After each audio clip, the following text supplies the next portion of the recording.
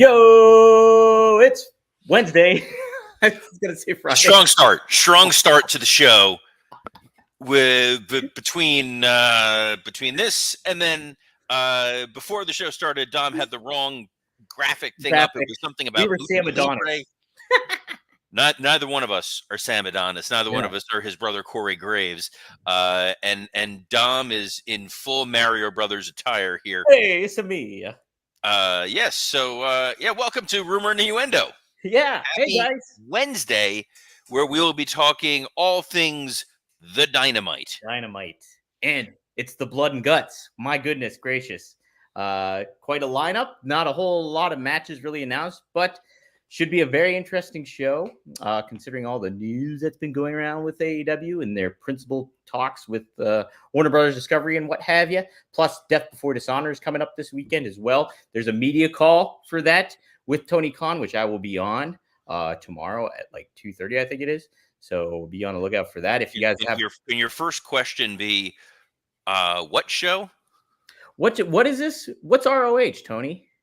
Is this so? I know that Tony's been talking about we're refocusing on Ring of Honor and all that, and Kerry Silkin's been very critical of late of how he's running Ring of Honor. What is the show this weekend? I genuinely did not know there was a Ring of Honor show this weekend, and we talk wrestling, Dom, at least 2.5 hours a week. Yeah, at least. So the main event is Mark Briscoe taking on Roderick Strong with the World ROH title on the line, and then Billy Stark. Roddy's in Ring of Honor. Yeah. Did you know too that there's a women's television title? I had no idea. Ring of Honor women's television title. Yeah. Is that the one Athena has? That's the one Billy Starks has.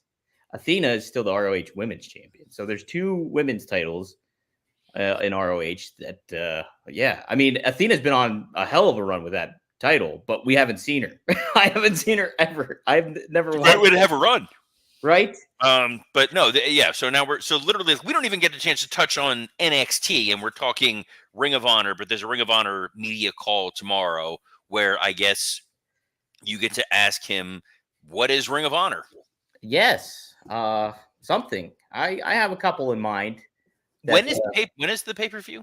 I believe it's Friday. Yeah, so this is where when I'm occasionally, once in a blue moon, slightly critical of our beloved Tony Marie Khan, is he's airing a pay-per-view opposite Rampage. Yes.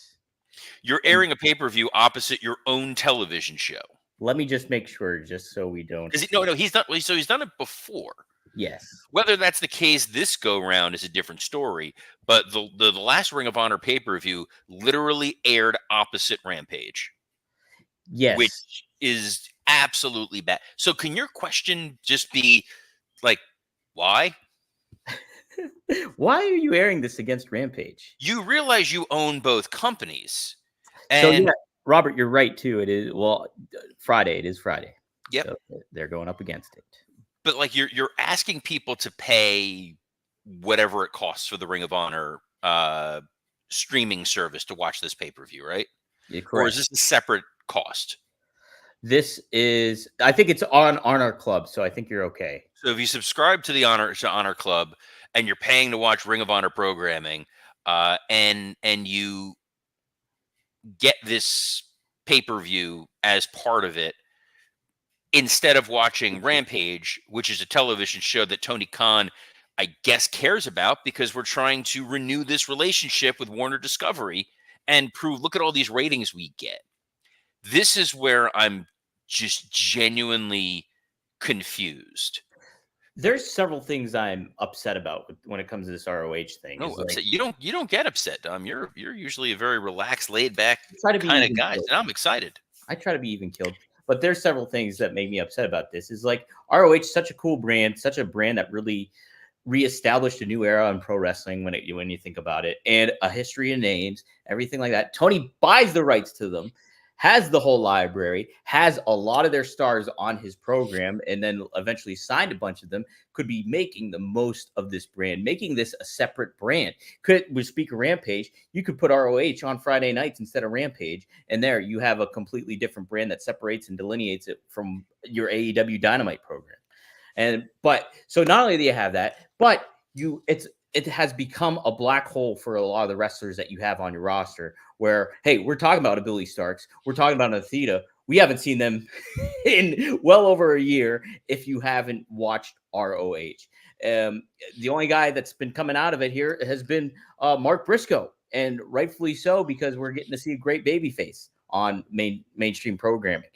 So it's he's has bungled this so many different ways. Kerry Silken has a right to be upset about that kind of stuff, and it's just a shame. It's a real shame that he's hasn't focused and put his best efforts behind an ROH program that could potentially have very much an alternative way to watch pro wrestling for people.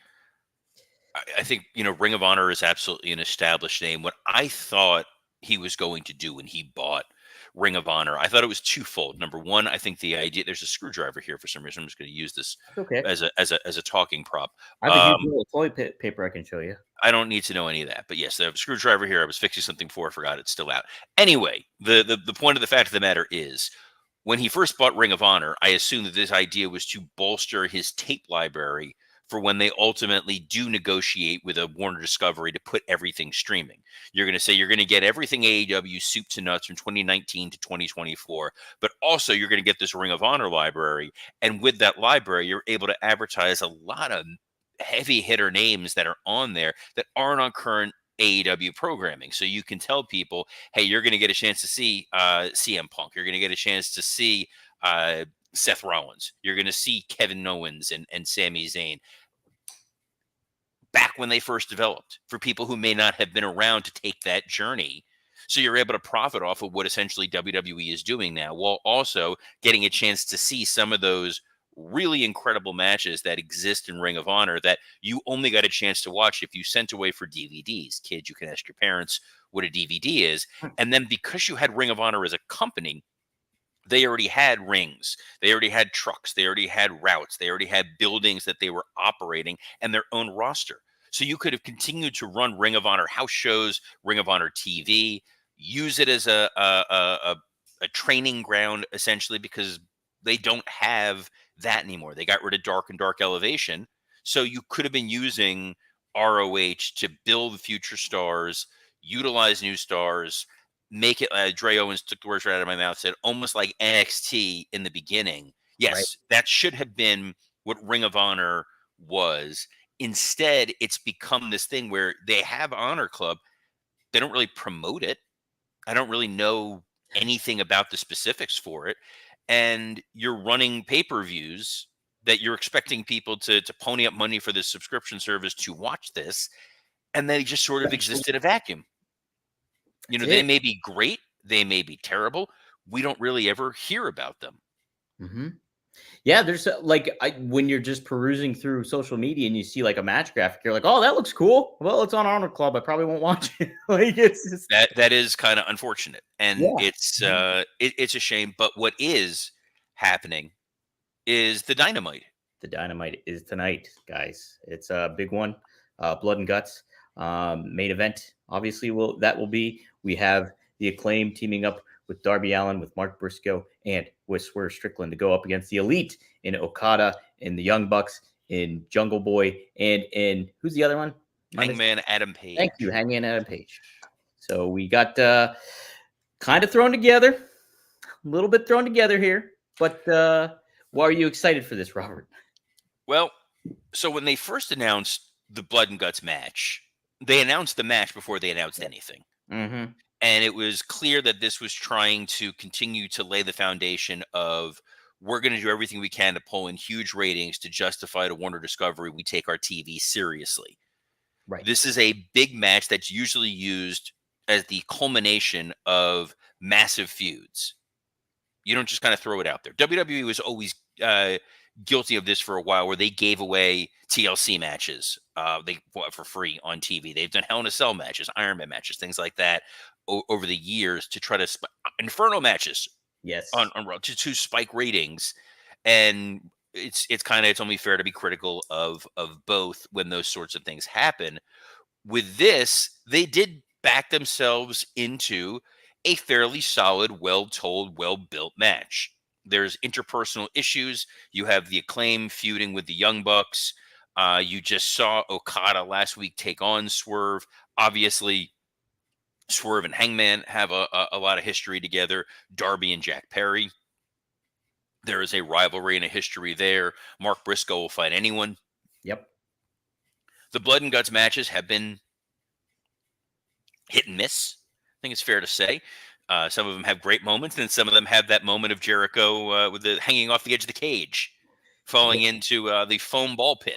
The foam ball pit. Yes, it was like a wild and wacky discovery zone.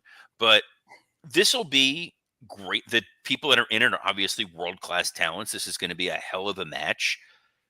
But this is to sell All In, where the main event of All In is Bryan Danielson against Swerve. Which I think's okay. I don't necessarily think that's necessarily a problem that Danielson's not in this match or involved. You do want to kind of keep him special. Well, he wasn't on last week. So it's like it's you got to get me a little excited for the main event that you're going to get it All In. I get that it's just, hey, it's going to be these two wrestling and it's going to be a hell of a match, but it feels like Swerve is distracted because he's feuding with the Elite, which I'm thrilled with because it gives him some sort of purpose as champion. Mm-hmm. Yeah. I just recorded something for Something to Sports Entertainment with, which is our Patreon for Working Stiff. Right. And in it, I talked about what works and doesn't work for a babyface world champion. And one of the points that I made was Stone Cold Steve Austin was so successful as a babyface champion where you wanted to see him keep retaining because him continuing to hold the title was to spite Vince McMahon. Right. So it didn't matter who he was facing. It was him sticking it to management. That's kind of where you want to move Swerve to, that he is sort of the enemy of the Elite, except the Elite haven't shown that they care about the world title. That's great. And this also furthers that idea that I thought we were going to wind up getting Swerve and Hangman at All In. Obviously, that's not what we're getting. We're going to get these guys here. It's going to be a hell of a match. It's going to be a lot of fun. It'll most likely have blood. God willing, it doesn't have any guts. Because I've been watching The Boys a lot recently. Seen a lot of guts. But you're not talking Mike O'Malley either. Let's say that. No ands, ifs, or buts. Mm-hmm. But I love Mike O'Malley, who star and executive producer of Heels, which diverting. Heels is gonna. If you haven't watched Heels, because it was on Stars, I believe, or Stars. Very few people have Stars. I have it as part of my cable package. I sometimes forget I even have it. But it's going to be streaming on Netflix next week, I believe. Seriously, and it is a really good show. I will have to. Yeah. First 2 seasons, if they get enough, they'll be able to get a third season out of it. It's a really fun show, which also has CM Punk in it randomly. Correct. He's a blast. Isn't his name like Johnny Rabies or something like that? No, his name's not Johnny Rabies, but he's very good in it. It takes wrestling seriously. It's a lot of fun. But what's also going to be fun is what else is on this episode of Blood and Guts, which I don't have the preview in front of me. Don, what else is on this big fun show? Robert, I know you're just playing coy. It's okay. The other big match is Chris Jericho taking on Minoru Suzuki. Okay. Mm-hmm. That's for the FTW title, by the way. Oh, good. Oh, that's right. The hardcore title with no rules, except the rules are the rules are for the world, Robert. It's for the world, but they're not allowing Big Bill and your all-time favorite Brian Keith ringside. So I guess maybe we'll get a new member of the Learning Tree who's going to be the one to interfere to help. Who would that be? Likely, I don't know who that would. Maybe Action Andretti. Maybe Hologram. He jumps through portals. He time travels. Maybe someone else from New Japan who's not actually on the roster. I don't know. I don't know who it's going to be, but I'm sure Jericho has something up his sleeve because he's facing real stiff competition. And guys, if you're concerned about ensuring that you've got some stiff competition in the bedroom, can we talk to you about Blue Chew? This episode is sponsored by Blue Chew. If you want to be as hard as the summer day is long, then get yourself a Blue Chew and bring on the summer heat. Blue Chew is a unique online service that delivers the same active ingredients as Viagra, Cialis, and Levitra, but at a fraction of the cost and in chewable form. The process is simple. Sign up at BlueChew.com, consult with one of their licensed medical providers, and once you're approved, you'll receive your prescription within days. Blue Chew tablets are made in the USA and prepared and shipped directly to your door. The best part? It's all done online. It's just like Ring of Honor. No visits to the doctor's office, no awkward conversations, and no waiting in line at the pharmacy. Unlike Ring of Honor, people are going to know what it is that you're doing in that bedroom because Blue Chew wants to help you have better sex. Discover your options at BlueChew.com, and we've got a special deal for our listeners. Try Blue Chew free when you use our promo code RUMOR at checkout. Just pay $5 shipping. That's BlueChew.com, promo code RUMOR to receive your first month free. Visit BlueChew.com for more details and important safety information. And we thank Blue Chew for sponsoring this episode of The Rumor and Innuendo. Yeah, thanks, Blue Chew. Hey, I'm going to be thankful for seeing another appearance from Mariah May. This time under a new moniker, Glamour Mariah May. We're going to see the debut of her. Robert, you gave some thoughts about. Wait, hold on. What's it called? Glamour Mariah May. All right. I believe so. What I thought of as soon as you said that, was the contest episode of Seinfeld. Because really? George was flipping through Magazine of Glamour. Glamour magazine. Yeah. And now in my head, I just hear Jerry just going, Glamour? And because Warner Discovery, like, hey, we got the money. Maybe it's time to pony up for Jerry Seinfeld to do the introduction. Glamour? Glamour, Mariah May. What's the deal with Mariah May? She thought she's Tony Storm, but now I can't.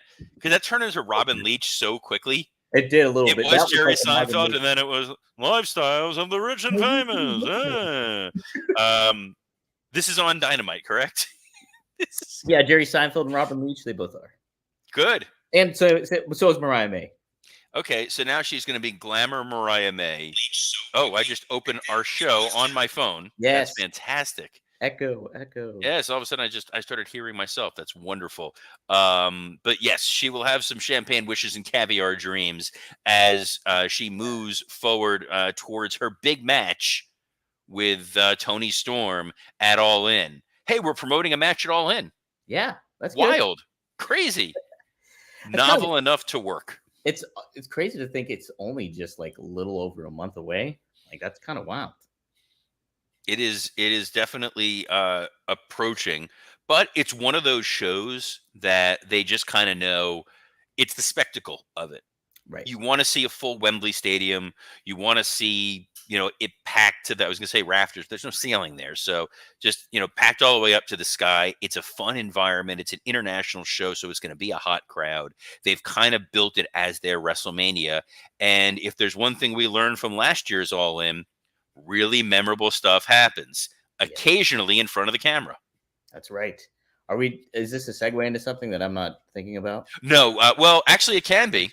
Okay. Let me do this. No, I'm going to do it. I'm going to do it, Dom. It was accidental because last year, the big story coming out of All In was CM Punk and the dissolution of his relationship with Tony Khan. And I believe there is some CM Punk news about his future. That's right, Robert. According to WrestlePurists, CM Punk is looking to renegotiate his deal with WWE. As it stands right now, he's in a 3-year deal, according to WrestlePurists. But they also say, I can tell you right now that he is in the process of trying to get his deal restructured from a money and years standpoint. Punk's legitimate stance right now is if all goes well, I will never leave. That's his legitimate standpoint. He wants to be there forever is the actual word he used. Basically, he wants this to work out. He wants to get paid. Then he wants, when the time is slow, when the time is to slow it down and just run NXT. So pretty wild to kind of think about, Robert, when we think about 10 years ago and even lesser than that from like 5 years ago, that Punk was very disenchanted with pro wrestling. Here he gets back in with AEW. Obviously, all that stuff happens in AEW. He's in WWE and feels right back in the mix of pro wrestling, and wants to be a part of it for a long, long time. I mean, this is a great move for on behalf of everybody if it were to happen. I think both for Punk, both for WWE, not so much for AEW. This is kind of what I predicted was ultimately going to wind up happening with CM Punk. It's what he was trying to do in AEW, but he was doing it in an environment that wasn't conducive to that. Punk, in his own way, wants to better the wrestling industry going forward. He wants to be a mentor. He wants to be a teacher. He wants to be able to help the next generation live better than he did. That was sort of the manifesto from the pipe bomb that he first delivered.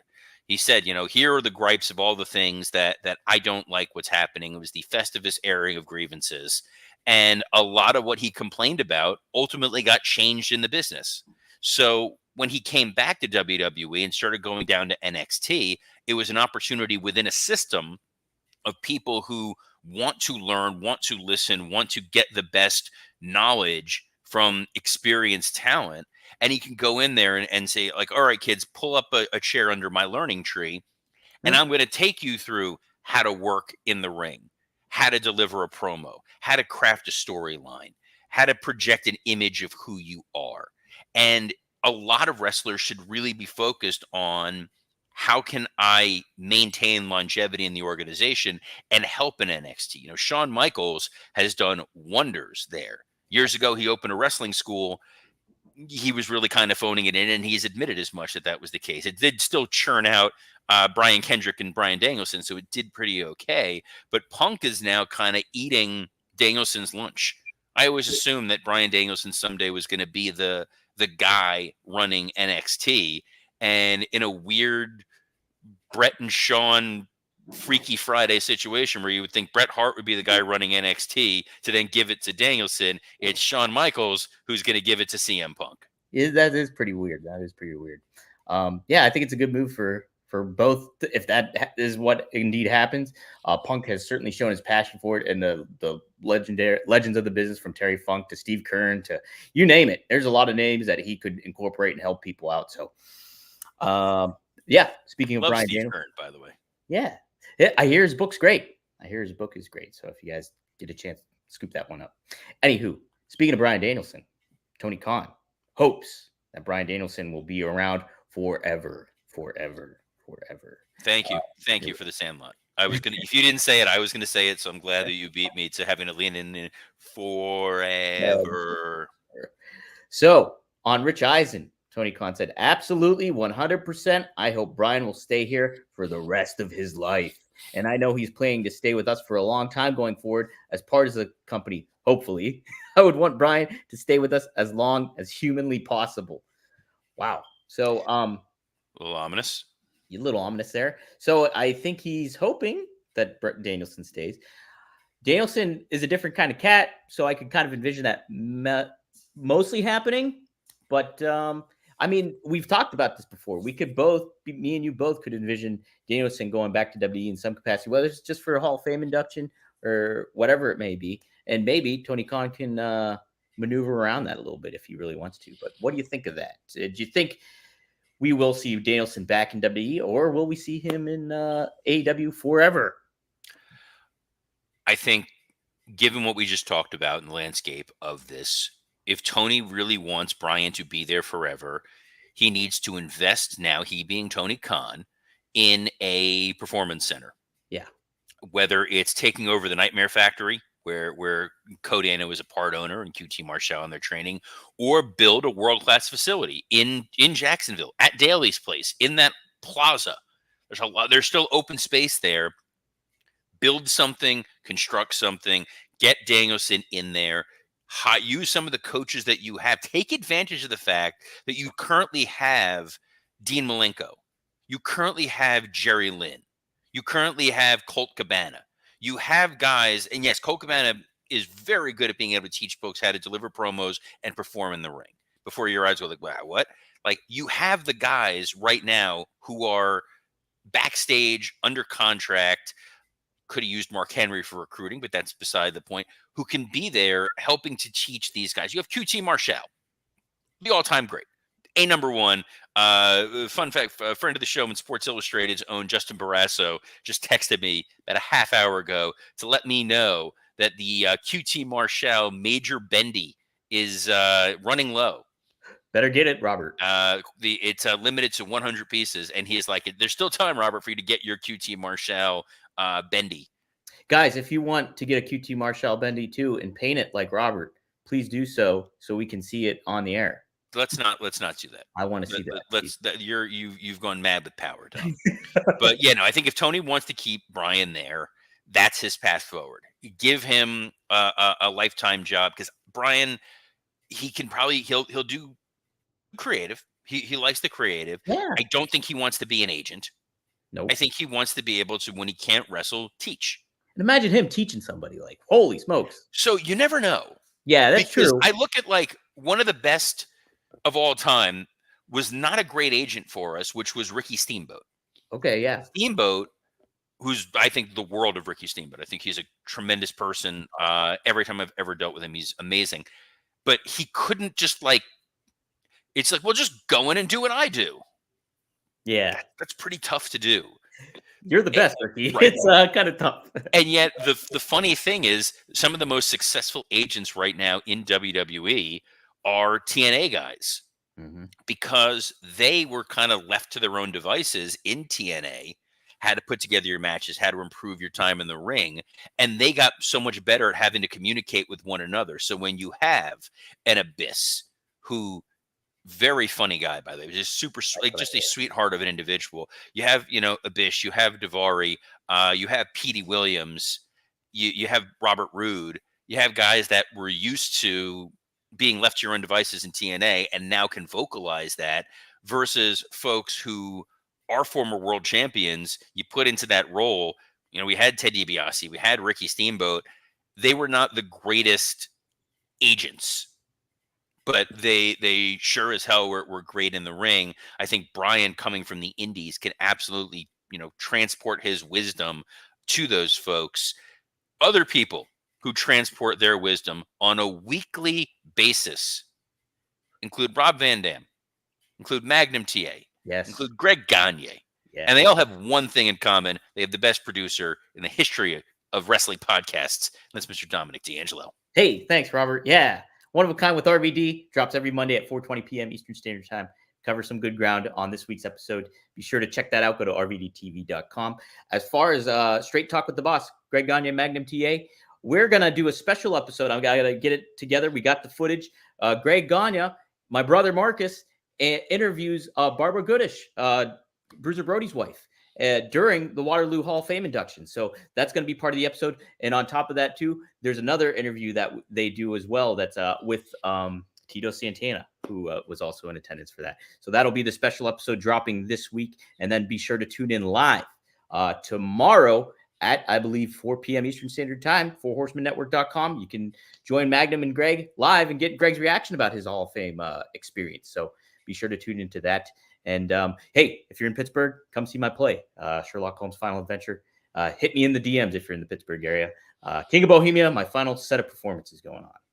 Robert? I mean, that's a hell of a just the visuals I've seen that you've posted on Facebook. This looks like a truly can't miss show. It should be a hell of a lot of fun. What's also a hell of a lot of fun is Working Stiff with myself and Scott Chaplin. This week, we have a special guest who's going to be joining us, Tommy Blacha, who took over for Vince Russo during the Attitude Era and is responsible for some of the most infamous and notorious moments in the history of wrestling. So we're going to be talking to him about that. That episode is going to drop Thursday afternoon, but fear not, because we drop Rumor and Innuendo every Monday through Friday at noon Eastern on a plethora of platforms, including the WWE Creative _ish X account, the SE Scoops X account, on YouTube, on Rumor and Innuendo, Working Stiff, and ad-free shows, and an audio format on iTunes, Spotify, and wherever you get quality podcasts. So on behalf of, I I can't even just look at like you look like you should be delivering a pizza right now.